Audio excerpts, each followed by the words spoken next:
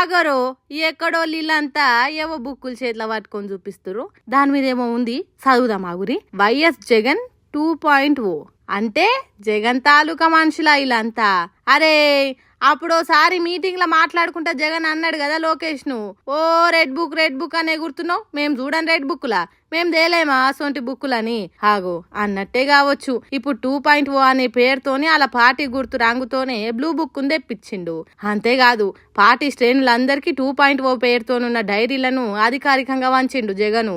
ఈ బుక్ అంట red book కంటే 100% ఎక్కువ పవర్ ఇంపాక్ట్ తోనుంటదట.